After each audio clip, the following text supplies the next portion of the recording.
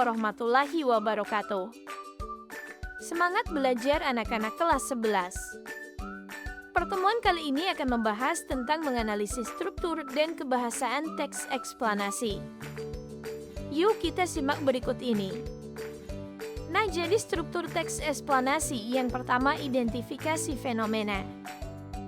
Di bagian ini, sebuah teks eksplanasi menjelaskan tentang gambaran umum fenomena peristiwa alam yang akan dibahas.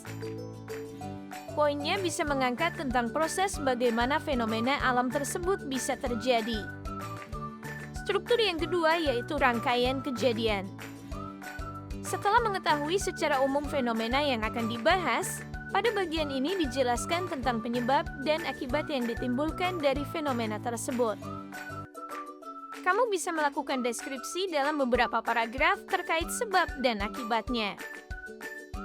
Bagian ini disebut juga dengan deretan penjelas.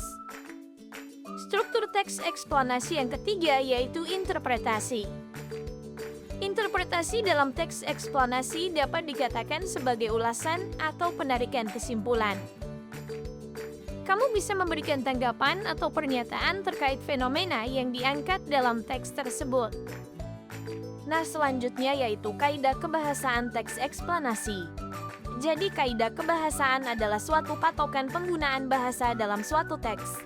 Kaidah kebahasaan teks eksplanasi yang terdapat dalam buku guru Bahasa Indonesia kelas 11 membuat beberapa unsur sebagai berikut. Yang pertama, fakta.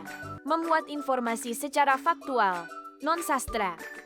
Fungsi fakta dalam teks eksplanasi adalah menyampaikan kebenaran dari informasi yang terdapat dalam tulisan. Informasi-informasi yang disajikan kepada pembaca sesuai dengan kenyataan atau peristiwa yang terjadi, bukan rekayasa atau tiruan.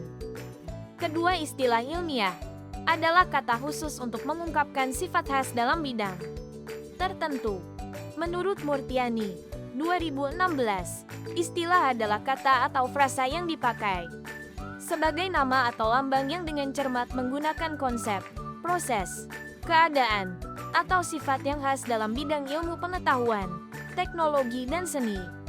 Di dalam teks eksplanasi banyak dijumpai kata teknik atau peristilahan sesuai dengan topik yang dibahasnya. Apabila topiknya tentang kelahiran, istilah-istilah biologi yang muncul. Ketiga, konjungsi waktu adalah kata hubung waktu. Misalnya, kemudian, lalu, setelah itu, dan lain-lain. Keempat, konjungsi kausalitas adalah kata hubung sebab akibat. Misalnya dengan penggunaan kata menyebabkan, disebabkan, sehingga, jika, dan lain-lain. Kelima, makna denotatif adalah makna kata atau kelompok kata yang didasarkan atas penunjukan yang lugas pada sesuatu di luar bahasa dan bersifat objektif.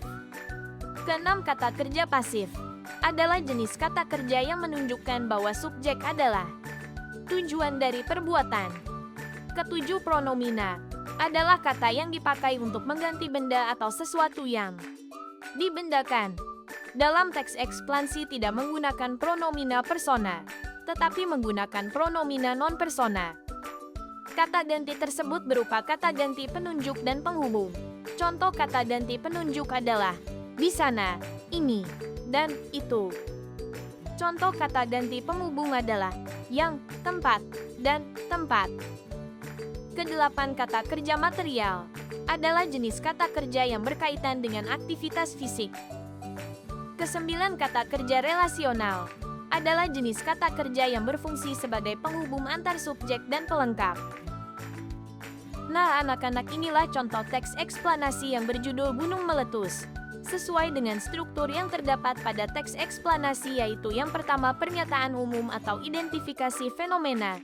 Yang kedua ada penjelasan sebab akibat atau rangkaian kejadian, dan struktur yang terakhir yaitu penutup atau interpretasi. Sebenarnya teks eksplanasi sering kita jumpai di sekitar kita. Hampir semua orang pernah membaca atau melihat langsung tentang proses suatu kejadian seperti fenomena alam, misalnya bencana gempa bumi, gunung meletus, atau peristiwa sosial misalnya arus mudik, unjuk rasa, kriminalitas, dan sebagainya. Jadi sebuah teks dikatakan teks eksplanasi jika isi teks tersebut berisi tentang proses-proses mengapa dan bagaimana kejadian-kejadian alam, sosial, ilmu pengetahuan, atau budaya itu terjadi.